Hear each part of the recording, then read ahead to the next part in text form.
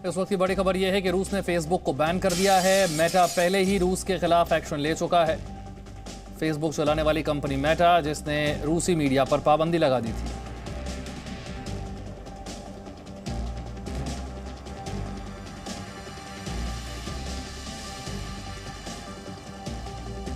तो मेटा ने पहले रूसी मीडिया पर पाबंदी लगाई, अब रूस ने अपनी तरफ से कार्रवाई करते हुए फेसबुक पर पाबंदी लगा दी है। फेसबुक को चलाने वाली कंपनी मेटा, जिसने रूसी मीडिया पर कार्रवाई की थी, और अब रूस ने फेसबुक को ही बैन कर दिया। रूस चाहता है कि उसके लोगों तक वही इंफॉर्मेशन और जानकारी पहुंचे जो वो चाहता है।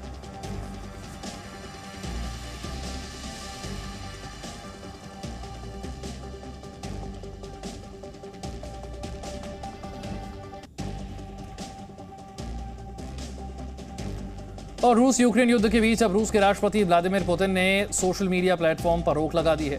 ट्विटर से लेकर फेसबुक के इस्तेमाल पर रोक लगा दी गई है। पुतिन के इस फैसले पर मेटा के ग्लोबल अफेयर प्रेसिडेंट का बयान आया है। निक क्लेग ने रूस के इस फैसले को कहा है कि जल्द ही रूस के करोड़ों सामान्य लोग विश्वसनीय जानकारी से दूर हो जाएंगे। रूस के लोगों के पास अपने परिवार के सदस्यों और दोस्तों से जुड़ने का जो माध्यम था वो खत्म हो जाएगा, उन्हें खामोश कर दिया जाएगा। अपनी सेवाओं को फिर से शुरू करने के लिए हमें जो भी करना पड़ेगा हम करेंगे, ताकि हमारी सेवाएं रूस के लोगों को उपलब्ध हो सकें और वो सुरक्षित तरीके से अपनी बात रख सकें और एक्शन के लिए तैयार हो सकें।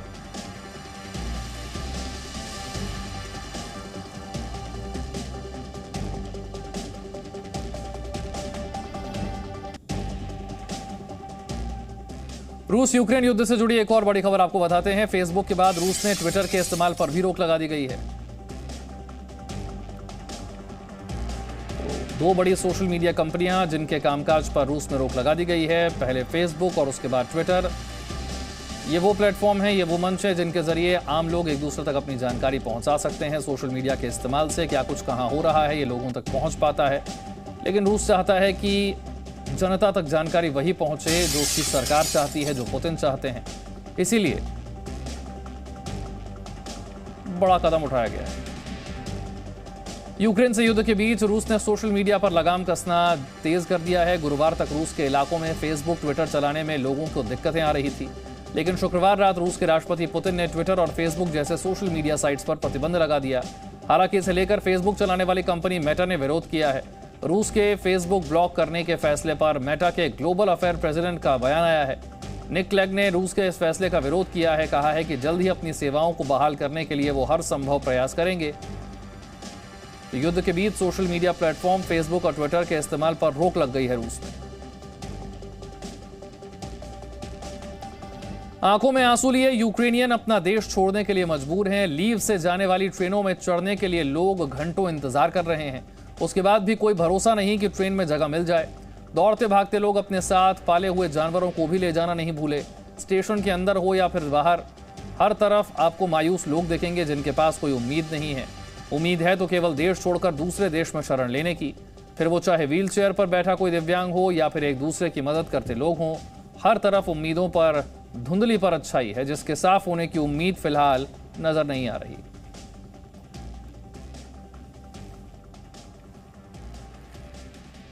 यूक्रेन का लीव शहर बच्चों के लिए भी उतना ही तकलीफ दे बन गया है जितना कि उनके माता पिता के लिए। फिर वो चाहे मां के हाथों में नन्हा बालक हो या फिर मां के हाथ की उंगली पकड़े बच्चा हो। बच्चों को तो शायद पता भी नहीं कि उनके देश पर कितनी बड़ी मुसीबत आन पड़ी है। अचानक खुद को भीड़ में देखकर बच्चे रो रहे हैं। रेलवे कर्मचारी कोशिश कर रहे हैं कि किसी तरह बच्चों को समझा पाएं। अचानक बच्चे जब खुद को भीड़ में पा रहे हैं तो वो घबरा जाते हैं, रोने लगते हैं। पहले से दुखी माता पिता अपने बच्चों का रोना देखकर कुछ देर के लिए अपना दुख भूल जाते हैं। भीड़ से होते हुए धक्का मुक्की करने के बाद जब बच्चे ट्रेन में बैठते हैं तब उन्हें आप फिर से बचपन में लौटते हुए देख सकते हैं।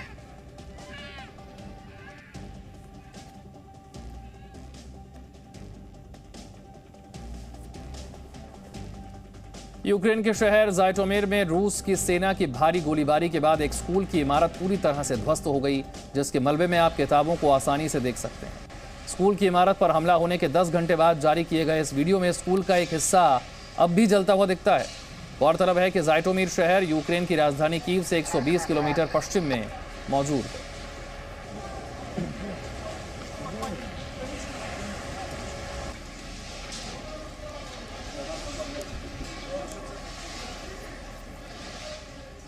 यूक्रेन में हो रही जंग का असर बच्चों पर गंभीर तौर पर पड़ रहा है, जहां शहर शहर स्कूल की इमारतें हमलों का शिकार हो रही हैं। बच्चों का घर छूट रहा है, वो बेघर हो रहे हैं, बच्चे देश छोड़ने पर मजबूर हैं। बच्चों का ये दर्द केवल घर छोड़ने तक सीमित नहीं है, उनकी किताबें मलबे में दबी हैं।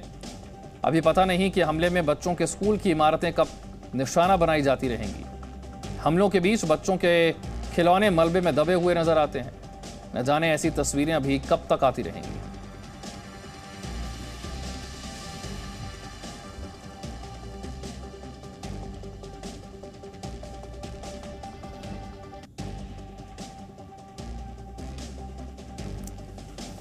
बच्चों के स्कूल तबाह हो गए हैं, उनके घर टूट गए हैं, उनकी किताबें मलबे में दबी हुई हैं, उनके टूटे खिलौने इसमें नजर आते हैं। एक जंग किस तरह से बचपन को झुलसा देती है, ये तस्वीरें बयां कर रही हैं। न जाने ये तस्वीरें ऐसे ही कब तक आती रहेंगी। आज इस युद्ध का 10वां दिन है और यूक्रेन के अलग अलग हिस्सों में तबाही यूं ही जारी है।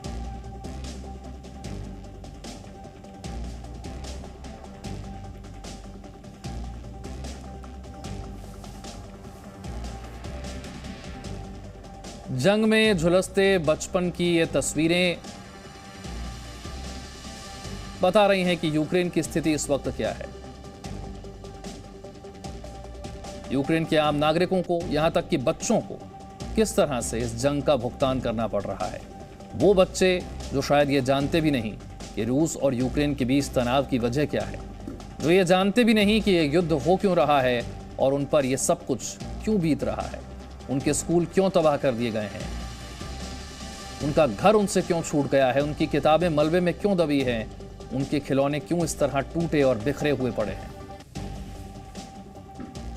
रूस के राष्ट्रपति पुतिन ने युद्ध के बीच फर्जी खबरों से जुड़े हुए कानून पर हस्ताक्षर कर दिए हैं। इस कानून के मुताबिक रूस की सेना के खिलाफ फर्जी खबरें फैलाने पर 15 साल तक के लिए जेल भेज दिया जाएगा। व्लादिमीर पुतिन की तरफ से फर्जी खबरों को लेकर यह एक नया कानून। रूस यूक्रेन युद्ध से जुड़ी एक और बड़ी खबर आपको बताते हैं। पुतिन के नए कानून के ऐलान के बाद बीबीसी ने रूस में अपनी रिपोर्टिंग पर फिलहाल रोक लगा दी है। बीबीसी फिलहाल रूस से खबरें प्रकाशित नहीं करेगा। बीबीसी सभी पत्रकारों और सहायक कर्मचारियों के काम को अस्थायी रूप से रोक रहा है।